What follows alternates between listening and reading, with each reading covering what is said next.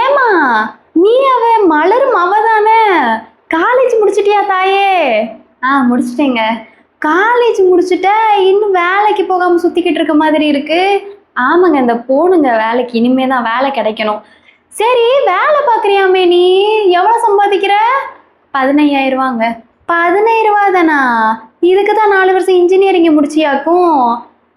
இல்லைங்க, அது அப்படிதான். இப்போதான் ஃப்ரெஷராக என்னது ஃப்ரெஷராக போயிட்டு இருக்கியா? ஃப்ரெஷரோ எக்ஸ்பீரியன்ஸோ காலேஜ் 4 வருஷம் முடிச்சு இன்ஜினியரிங் முடிச்சில, அப்போ வேலைக்கு போ. சரி சரி சரி சரி, நீ பொட்ட பிள்ளை தானே, அதனால உங்க வீட்டில் உடைய வச்சுட்டு கல்யாணம் பண்ணி கொடுக்கலான்னு இருக்காவளாக்கும்? இல்லைங்க, அப்படிலாம் இல்லைங்க. வீட்டில் என்ன அப்படி இல்லைன்னு பேசிக்கிட்டு இருக்க? வீட்டில் சொல்லி ஒழுங்கா கல்யாணத்தை பண்ணிட்டு போ. ஏன் மலர் இங்கே வா, நீ ஃபர்ஸ்ட் வீட்டில் சொல்லி அவளை கல்யாணம் பண்ண வேண்டியதானே? அவளுக்கு தான் 22 வயசாச்சு. எதுக்கு இப்படி வேலைக்கு விட்டுக்கிட்டு இருக்க? 15,000 ரூபா தான் சம்பாதிக்கிறான்னு சொல்றா. இதுக்கு எதுக்கு அவள் வேலைக்கு போகணும்? வீட்டில் போய் பேசாட்டி. ஏண்டா நீ ஆடா எனக்கு சோறு போட போற? இல்லை, எங்கள் அம்மா அப்பாவுக்கு பதிலாக நீ எனக்கு மாப்பிள்ளை பார்த்து கல்யாணம் பண்ணி வைக்க போறியா? என் சோத்து பானையில் நீ எக்ஸ்ட்ரா போட்டு சோறாக்கி எனக்கு தர போறியா? இல்லை எனக்கு இருக்கிற கடனை நீ அடைக்க போறியா?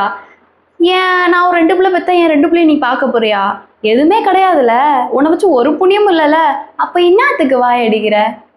இன்னாத்துக்கு வாய் அடிக்கிற? வா.